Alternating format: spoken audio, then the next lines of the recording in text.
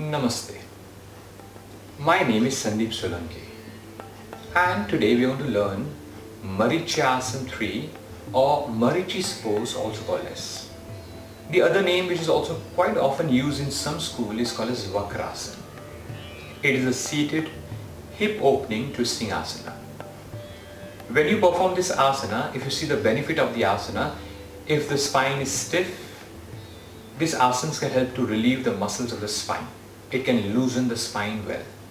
At the same time, because the twisting action takes place, it is very good for improving your digestion. Also, this posture is very good for people who have sciatica. It can also help to relieve the little low feeling that people sometimes feel, dull feeling that people feel. It can also help you to relieve out of that. Sometimes when people who have, especially girls who have menstrual disorders, this particular problem can also prove to some benefit for them. Now, contraindications. Those who have a severe spine injury, they should not do it or do it under the guidance so that it can be modified and made easier for them depending on their limitations. Those who have high blood pressure or low blood pressure, it should be avoided. Too much high, too much low. Or do under the guidance of an expert. People suffering from insomnia, people suffering from headache, migraine, they should also take a little care while performing this practice. Now let's see how to perform Marichyasana, or sometimes also called as Vakrasana or Marichi's pose 3. You will sit in Dandasana for that. This is the starting position. We have made a video on Dandasana. So to know how to sit into Dandasana, you can also watch our video of Dandasana. When people sit in this position, the spine can start slouching. We want to avoid that because in this posture, we want to keep our back upright. And that's the reason why you can use some support. Maybe you can use a mat, sit at the edge of the mat so that the spine can remain straight. If you're used to and if you're able to keep your back straight without any support, you can also do that. So I am going to use without any support. When you perform this practice of Marichyasana 3 or Marichi's pose, you first start with sitting in Dandasana and then you bend one leg at the knee. So you bring one heel close to the buttock.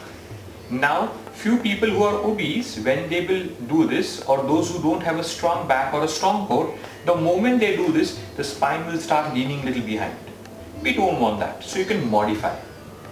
Initially, you can make a little modification of keeping the heel little away, maybe as if the heel is coming to the line of the knee, like this. Now my body is able to maintain upright position. If I am having any difficulty with the tight hip or tight muscles, or obese, then this will happen. So avoid this. You can take the support of a mat so that you can also keep the back straight. So initially to start with, it is this posture to make it easier and comfortable for people. But later on, you should bring the heel close to the buttock. Now, keeping the back upright, what you do is you raise your hands as you inhale, you raise your hands up and bring it behind. After bringing it behind, you will raise the other hand up and bring the elbow closer to the knee, as if we are not allowing the knee to fall. Because when we don't allow the knee to fall, the pressure can be exerted on the abdomen and it is very good for organs which are there inside the abdomen. So raising the hand, bringing the elbow. Now one common mistake which can happen here is those people who are very stiff, when they will do this, they will always find that the hand which is up like this, the upper shoulder is higher. So it is better to feel as if the armpit is going closer to the knee. The more the armpit comes closer to the knee, it becomes easy to stabilize the shoulder. Remember, if this is difficult and if people even can't do this, they can either hug their knee like this. It's easier then. If people find even this as difficult, they can also catch the knee with the palm. This will become also easy. So the first step, simplification, can be this. Later on they can come to here and then finally they can come to here. I will show you in the final posture. Now after holding this position, make sure that the hand which is behind, that plays a very important role. The hand which is behind, if it's too far, the spine starts leaning behind. If it's too close, twisting action becomes a little difficult. So you have to keep your hand little away from the spine, where the spine is straight and there is very minimum weight on the palm. At the same time, when you do this, you have to make sure that the spine is aligned with the palm aligned with the spine line. It is not too much here, not too much here. If it's aligned with the spine, then twisting becomes a little more easier. Now let's see finally how to enter into this pose. I'm sitting in Dandasana. I bend one leg at the knee, bring the heel close to the buttock. I raise my hand, left hand up, bring it behind, maintain, keeping the back upright. I will raise the other hand, I will exhale and come here. So inhalation is bringing this hand behind, exhalation is fixing. Now making sure both the shoulders are in one line, and we will do the twisting action.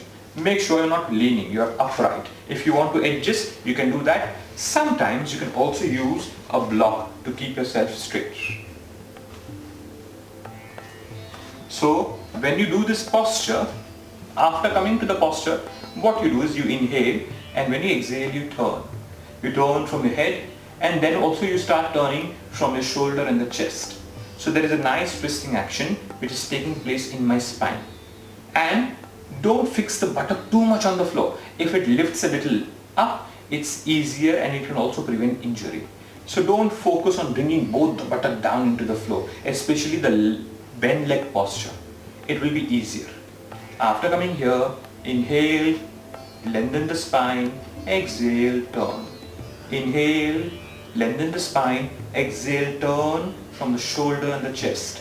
Inhale, lengthen the spine, exhale, turn, open from the shoulder, chest and spine. And then when you find that you cannot go, just remain there and breathe. Make yourself comfortable in the posture. So this is the Marichyasana 3 or Marichi's pose. The more you hold, the better beneficial it will become for bringing the benefits out of the asana. Friends, when you do this, you have to make sure that you also do the other side to counterbalance. Twisting is very important because it keeps the spine supple, and one of the asana very effective for bringing the suppleness in the spine is this Marichyasana 3. Friends, I believe you're liking the video, and if you really like the video, hit the like button and don't forget to subscribe. If you have any comments, any questions, please ask. We will try and solve your queries. Do keep watching for few more videos. Thank you for watching. Namaste.